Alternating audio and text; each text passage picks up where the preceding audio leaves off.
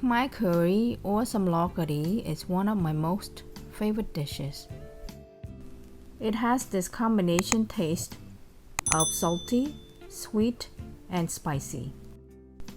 This red curry soup can be served with rice, or you can have it with rice vermicelli, or you can also have it with bread. And in today's video, I will show you how to make this delicious red curry soup. Okay, let me show you all the ingredients. You can put any kind of meat you like. I use chicken. You will need long beans, eggplant, onions, any kind of potatoes. I mix Thai curry paste that I buy from the store, and I also mix it with homemade red curry paste. Red dried chili will give this curry soup a really nice red color. I put some coconut milk, roasted crushed peanut, and also some fermented fish. First, we will soak this red dried pepper in cool water for 20 minutes. This big red dried pepper, it doesn't come with seeds, nor it is spicy. Before you soak it, you should rinse it a couple times with cool water, and then you can soak it for 20 minutes. To learn more on how to make this red curry paste, you can also check out one of my videos just before this red curry soup. Clean well and drain the water out 500 grams of mini potatoes. You can also use bigger potatoes. Just peel off the skin and cut them into 1.5 inches cubes. I put 2 eggplants.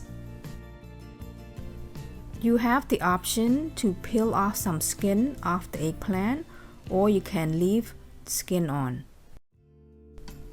The skin of the eggplant will protect the eggplant not falling apart or get too soft or soggy in the curry soup. Cut them into 2-inch logs, and after cut them into half or into 3 pieces. After you clean the long beans, you can cut them into 2 inches long. These long beans weigh about 300 grams.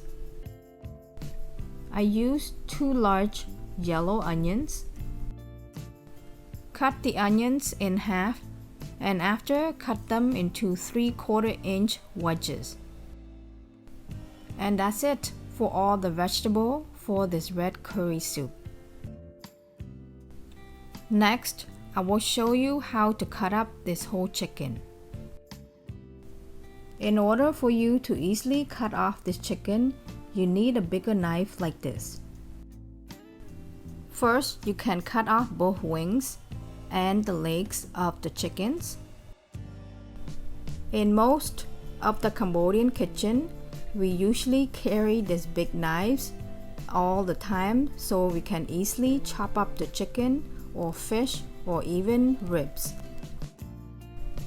By separating the wings and the chicken legs from the whole chicken, you can easily chop up the chicken easier. You can cut up the breast, not too small pieces. You want to cut them into about 1.5 inches thick. Smaller pieces of chicken will result in the chicken breaking apart in the curry soup. Leave the chicken and the vegetable on the side for now. Next, we will work on our last ingredient. After 20 minutes, the red dry pepper, it should be softer, so you can easily cut through them and chop them into fine paste. Squeeze the water out, and after, cut them into small pieces, and then you can chop them into paste. This red dry pepper will give the curry soup a really nice red color. Now that we got all the ingredients together, now let's get cooking. 1 can of coconut milk or 400 milliliters. Bring it to boil before you add fermented fish. Once the coconut is boiling, you can add fermented fish 50 grams. On high heat, you're going to stir and dissolve the fermented fish until it's smoothly combined together with the coconut milk.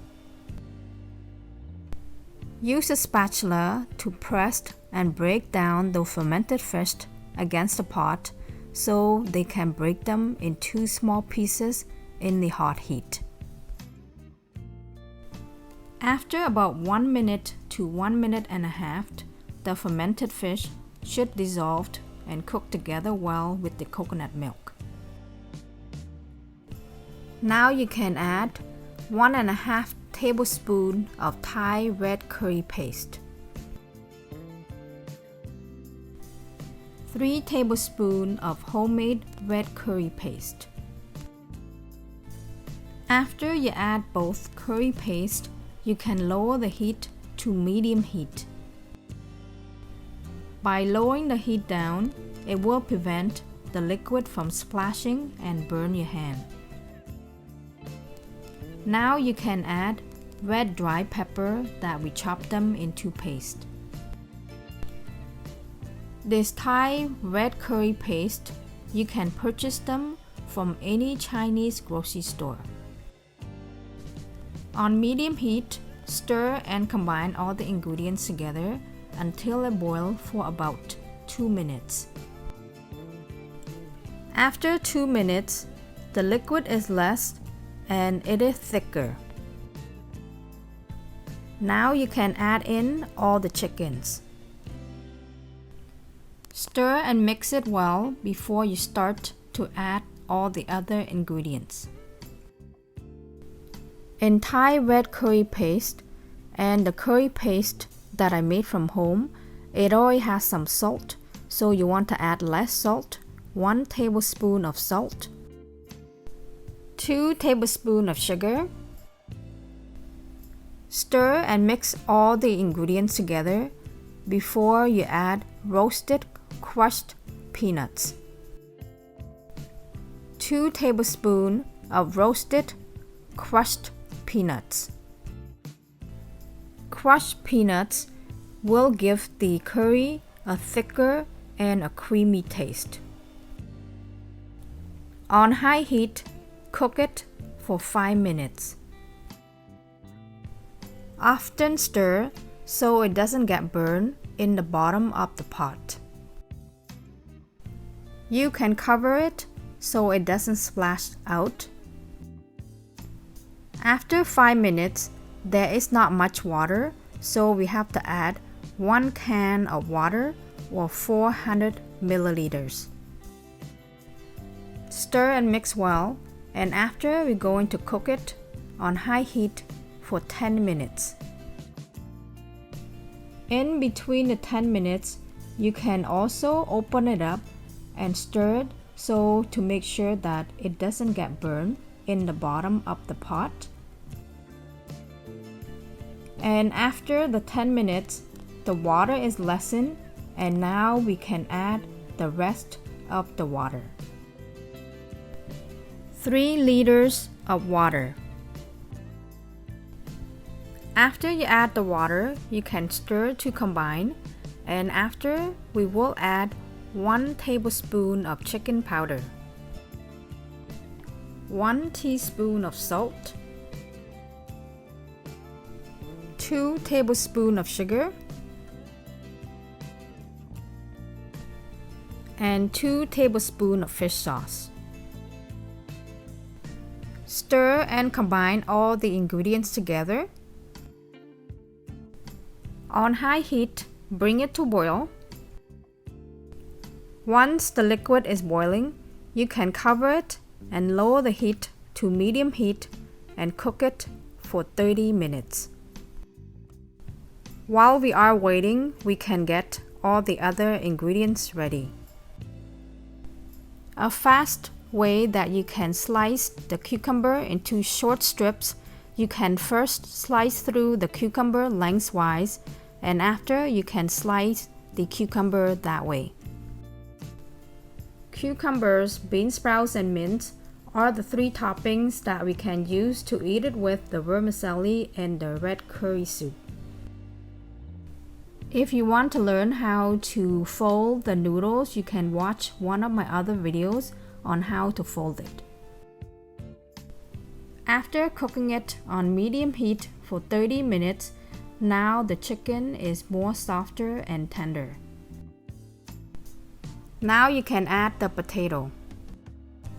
To prevent the hot soup splashing on you, pour the potato into the spatula and then drop them in. Bring it to boil, cover it, lower the heat to heat number 8, and after cook it for 10 minutes. After 10 minutes, the mini potatoes are now ready. After the potatoes are ready, now we can add the onions. On high heat, bring it to boil and cook it for a couple minutes. And after 2 minutes, now we can add the rest of the vegetables. On high heat again, you will bring it to boil, and after we will add the last can of coconut milk. As soon as the liquid is boiling, now we can add 1 can of coconut milk. Stir and mix well, and after on high heat, you're going to bring it to boil and cook it for the last 2 minutes. In the end, I end up adding another tablespoon of sugar, but if you like it after you taste it at this point, you can leave it the way it is. Red curry soup should have this salty, sweet, and spicy taste, so by adding 1 more tablespoon of sugar, it will make this red curry soup have a savory taste and delicious. And once you turn off the heat, the vegetable will continue to cook, so you don't want to leave it boiling for too long. Like I said in the beginning of the video, you can have this red curry soup with rice vermicelli noodles, or even with some breads. The portion that I'm showing you, it is a lot of red curry soup, but you also can save half of it in the freezer, or you can always give some to your neighbor. Okay, that's it guys, and I hope you like this video and you can make this delicious red curry soup for you and your family at home. Thank you all so much for watching, and I hope to see you all in my next video. Bye for now.